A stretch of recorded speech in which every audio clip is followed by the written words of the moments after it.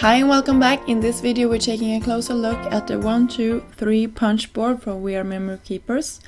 This product has been on the market for quite some time, but I just recently got my hands on it and I started to Google when I got it to answer some questions that came up when I started to use this one. And I will actually only talk about the thing that makes the envelopes.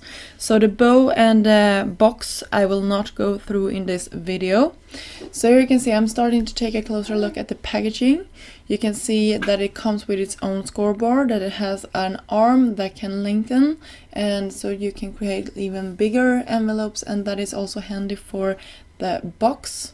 You can see all the measurements in this pack for creating all types of envelopes, boxes and bows, and exactly which measurements those have. For example, here we're looking at an A2 size card and you can see the measurements for that one.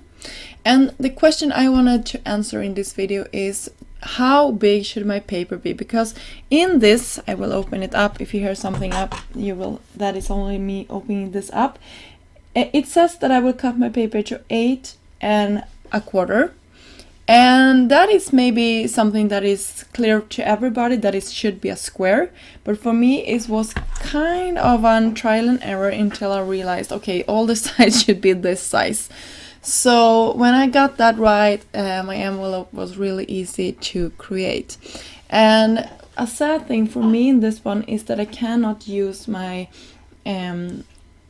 cardstock, my regular cardstock, like my Nina cardstock. I need to buy 12 by 12 like large paper to create my envelopes. So that was kind of something I was a little bit upset about.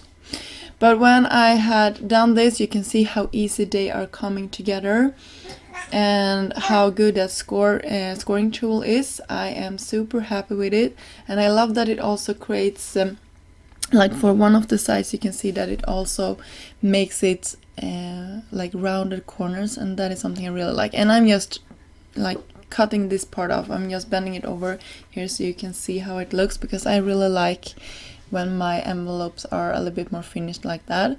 I took some strong double-sided adhesive and put it to the flaps, and I will also do that to the large flap here when I'm ready to send this out. So that is how easy this was to assemble. And a while ago I got this die from Trinity Stamps that creates these mini cards that is 3 by 4.